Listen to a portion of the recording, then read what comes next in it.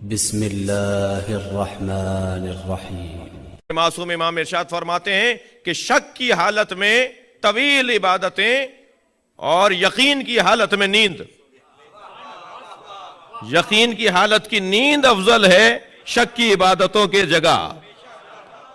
تو وہ اس عبادت کا کیا فائدہ جس میں شک ہو، تردد ہو، جی دیکھا دیکھی ہو، رسم و رواج ہو۔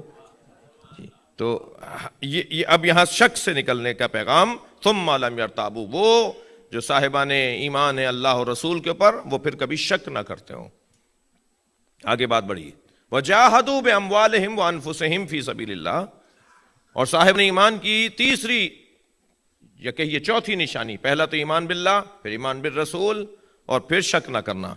چوتھی نشانی صاحبان ایمان کی ہے کہ جاہدوا باموالہم، اپنے مال کے ذریعے سے جہاد کرتے ہوں۔ اور مال کسے کہتے ہیں؟ صرف کرنسی کو اور نوٹوں کو مال نہیں کہا جاتا، بلکہ مال کی تعریف کی ہے شیخ انصاری نے، فرماتے ہیں کہ المال الذی یمیل الیہ النفس، مال ہر اس شے کو کہا جاتا ہے جس کی طرف نفس کو رغبت ہو۔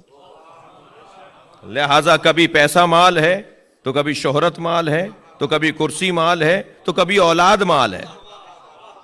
جس چیز کو میں پسند کرتا ہوں وہی مال ہے، اسے اللہ کی راہ میں اگر میں خرچ کروں تو یہ جہاد بالمال ہے، اپنے مال کا جہاد ہے۔ وجاہدوا باموالہم وانفسہم، اور اپنے نفس کے ذریعے سے جہاد کرنا۔ آپ ہمارے لیٹسٹ ویڈیوز کے بارے میں جاننا چاہتے ہیں تو ہمارے چینل کو سبسکرائب کریں اور بیل آئیکن کو پریس کریں۔ شکریہ۔